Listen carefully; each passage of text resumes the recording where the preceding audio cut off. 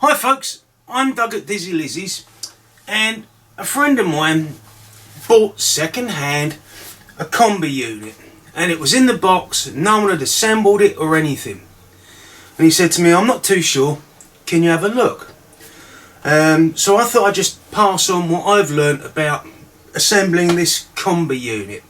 It looks like a pretty generic system. I looked online, it was £150 brand new. So it's not exactly high quality machinery as such, but it may be good enough for you to do your odd jobs around the yard. So let's start looking at the machinery and putting it together.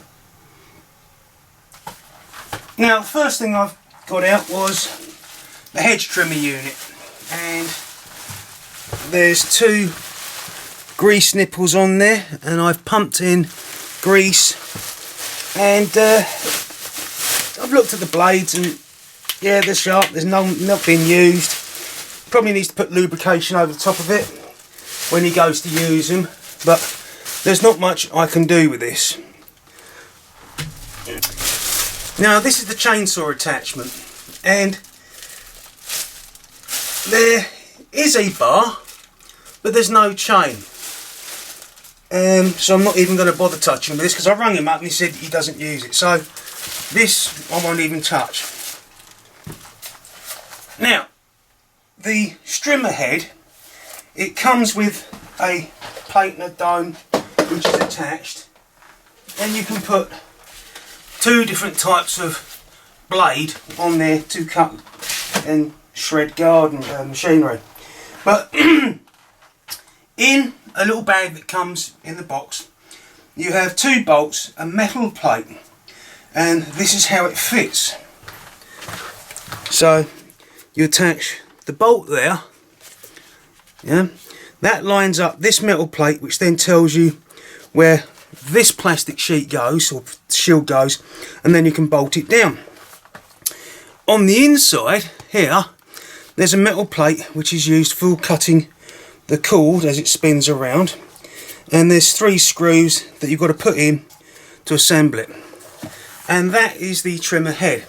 There is also a hole in there which you put a rod through to tighten it up, and remember, this is left-handed thread.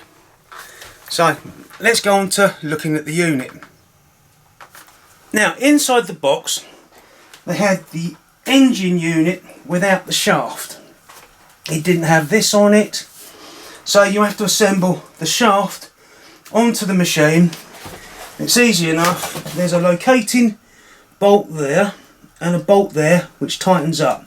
So you put the shaft in, locate up where the hole is, tighten it down, and then put that bolt in there, clamp that down, and that shaft is now secured.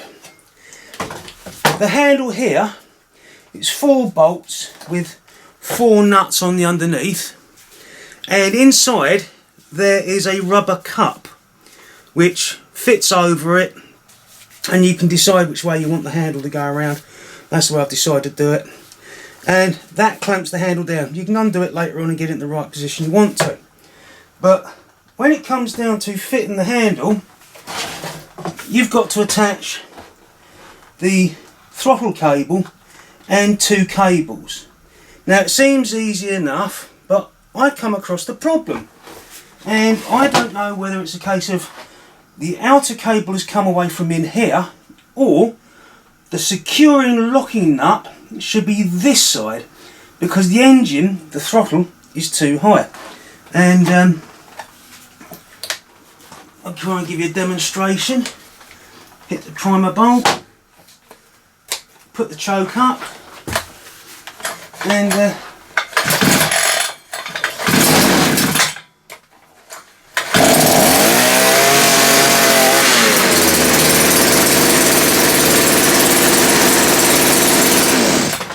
that's as low as I can get it to rev. So what I'm going to do is I'm going to take the cable off there. Move me. I hate that. And move the nut around so it should drop the RPM. And I'll give you a better shot of it before and after. Now this is how I fitted the cable originally. You've got a nut, a locking nut, a plate, it threads through there and connects onto the top of the carburettor. And you can see that there is a gap between the screw, the tick over screw, and the throttle, because that is not being able to go that way too far, as far as it should do to shut the throttle down. So I'll take the cable off of here, put that locking nut on this side, which, yeah, I think it will fit, and let's see if it shuts the throttle down. I've taken the handle apart, and you can see this knurling here should be up against that part there. So that's probably one of the reasons why that throttle is opening up. So I'm going to put that piece over to there. It's a bit hard doing it with one hand. So it fits into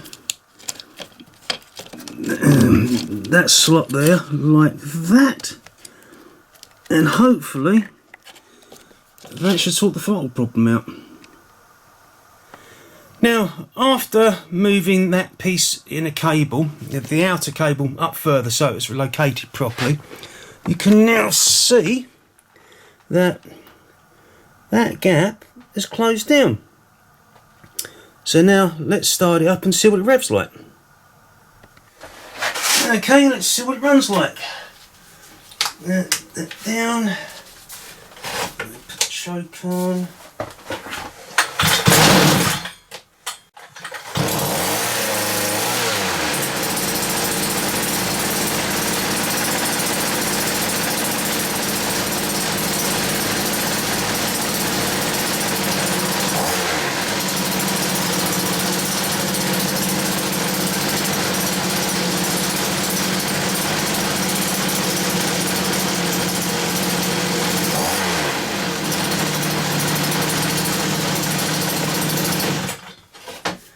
So, probably just needs a little bit of a carb tune, but give it 3 tankfuls and it'll be back in. So let's look at some of the other stuff that come with the kit. Now, with the main stuff, you get a box, and there's a few bits and pieces in it. There is a visor with mesh. You've got to assemble it. I'm not sure if I've done it correctly, but it looks okay because there's no instructions. Set of ear defenders, look like ear muff made in China, dirt cheap, but at least it comes with a kit. There's some cord, a fuel funnel, there's the bar and cover for the chainsaw attachment, but there's no chain. So I'll just put that in there for when the guy wants to use it and just needs to get a chain. A spark plug, cheap one, spare. A pair of gloves. A strap for when you're using the strimmer attachment or any other way. And a kit. Excuse me. A small tool kit. Comes with stuff to help you assemble it. But all the nuts, bolts and washers you need are in here, and a 2-stroke mix bottle. And I was looking at the instructions to operate this, and I like it in some respects because you've got a 5 and a 10, and what it means is you can make half a litre or a litre of fuel up, and then you fill up the same amount of oil on the side as a 5 as to the fuel to get the correct ratio. But yeah, one says 25 to 1 on the other one side, and the other one says 50 to 1. In the booklet or the pamphlet that comes with it, it does mention about using air-cooled 2-stroke mix, not water-cooled 2-stroke mix. I didn't know there was a difference. It is, but that's a little bottle that comes with you to mix in it. Now, I don't know how well it's going to be. I've just assembled it, got it running, and I'll give him a call now so he can pick it up. So if you ever have one of these work kits or multi-kits that come like this. This might give you a bit of an idea in how to assemble it, and if you have a RPM running problem, that's what could be the problem. So anyway, if you like that video, please hit the like button, and if you really liked it, hit the subscribe. It's totally free and much appreciated. So until next video, take care folks, and I'll see you then. Bye.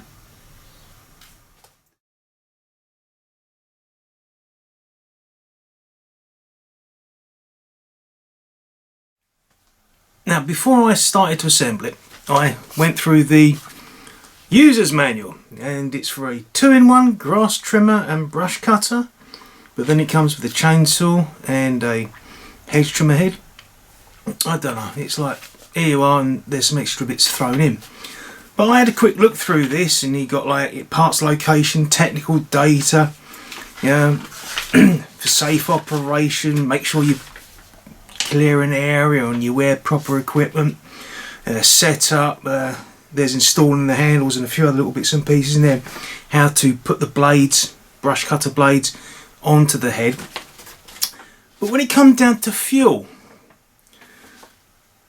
it says gasoline is highly flammable, do not smoke, bring home, all that sort of stuff, which is fairly. And it says underneath it, these engines are lubricated using oil specifically formulated for air-cooled 2-stroke gasoline engines. Use oil explicitly labelled for air-cooled 2-cycle engine operation, JASO FC grade oil or ISO EGC grade oil. Do not use BIA- or TCW- grade oil formulated for water-cooled 2-stroke engines. Right. Recommended mixing ratio, fuel to oil ratio, FD oil 50:1, FB oil 25:1. I have no idea what FB oil is. Now, anyway, I normally mix it up in 50:1, and I'll show you the bottle that comes with the kit later on. But after that is the interesting part. Ethanol blended fuel is not approved for use in this engine. Use of such fuel may lead to starting issues and permanent engine damage. Use only gasoline with a minimum octane rating of 86 RON, equivalent to 87 AKI in the USA and Canada. Using gasoline with an octane lower rating than specified may cause elevated engine temperatures, leading to faults such as piston seizure. Unleaded gasoline is recommended to minimise air pollution, protecting both your health and safety. Low quality gasoline or oil can damage engine components including seals, rings, sealing rings, fuel lines and fuel tank. Ethanol blended fuel. Well, unless you are going to spend out money on buying Aspen fuel or something like that, which is a non-ethanol based fuel, which is expensive per litre compared to going down getting the super unleaded at your station, which has got ethanol in it. And so what does that mean? Well, basically what they're doing is covering that machine fouling up because you put ethanol fuel in there, which is basically what everybody else is going to put in there. Admittedly, if it's one of these machines you're going to use occasionally, then yeah, spend the money on the Aspen. It saves you coming to me every so often if you haven't used it and saying the machine's packed up because the fuel's gone dodgy. But I'll give you a little story why it says ethanol blended fuels will cause damage to fuel pipes. I bought 5 or 6 years ago a leaf blower in a deal from a company I was dealing with, and now I don't deal with them because they don't sell the parts I want. So I bought this leaf blower thinking, well, it's cheap, I can use it for doing stuff around the place, and I hardly used it. I think it might have done maybe 2 hours, if that, in its entire lifetime. Now my next door neighbour went to borrow it, and I'd had it for about 3 or 4 years, and it's got more dust on it than it has got wear, and it just didn't work. And what I found out was the fuel pipes had actually rotted, because to save a few pennies they don't put ethanol resistant fuel pipes into machinery. They use the cheapest fuel pipes, and if you put ethanol in it, well, sorry, you voided the warranty. Because they want to save money. Because everywhere I know, yeah, I'm in the UK, everywhere I know in America and other places like that, everywhere's got ethanol based fuel. Unless you go and buy things like Aspen and other type fuels which are ethanol free, the alkalite fuels. So yeah, just a bit of an interesting information when you actually go through one of these things that tells you the machine's made cheap. And here's a photograph of the page in the manual about fuel.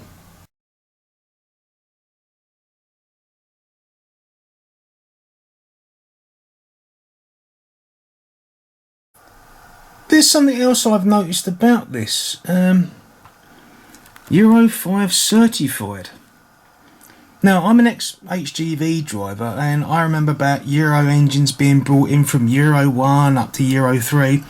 I understand about European emissions levels for cars and motorcycles, but I don't think that is included for machinery. Maybe they've tried to make it the same amount of emissions as Euro 5, but I don't think you can get a certification from guard machinery that's Euro 5. I could be wrong, but it just made me wonder about Euro 5 certified.